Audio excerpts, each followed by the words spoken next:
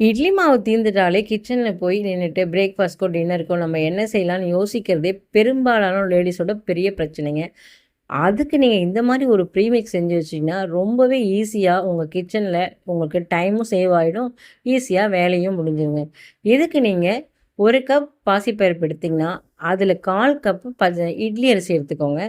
1 table spoon அளவுக்கு உளுந்து எடுத்துக்கோங்க. அதுக்கு தேவையான அளவுக்கு கொஞ்சமாக வெந்தயம் எடுத்துக்கோங்க. இது எல்லாத்தையும் நல்லா வாஷ் பண்ணி ஒரு 1/4 மணி நேரம் வச்சுருந்துட்டு, அதுக்கப்புறம் ஃபில்டர் பண்ணி காய வச்சு வறுத்து பொடி பண்ணிக்கோங்க. இது கூட மிக்ஸ் பண்ணுறதுக்கு மிளகு, ஜீரகம், இஞ்சி, பூண்டு இஞ்சி பூண்டுலாம் தனியாக நல்லா கட் பண்ணி வெயிலில் காய வச்சுக்கோங்க.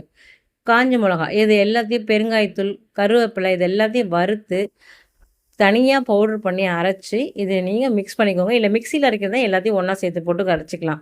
ஏன்னா மிஷினில் வந்து உங்களுக்கு தனியாக தான் அரைச்சி தருவாங்க, காரம் போட்டு அரைச்சி தர மாட்டாங்க.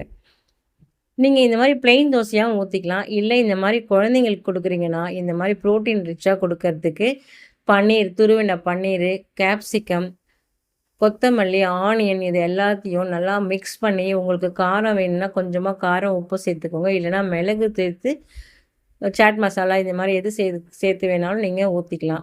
இது மாதிரி செய்யறதுக்கு உங்களுக்கு நேரம் இல்லைன்னா டிஸ்கிரிப்ஷன் பாக்ஸில் நம்பர் கொடுத்துருக்கேன். வேணுங்கிறவங்க கால் பண்ணி இல்லைனா வாட்ஸ்அப்பில் ஆர்டர் பண்ணிக்கலாம்.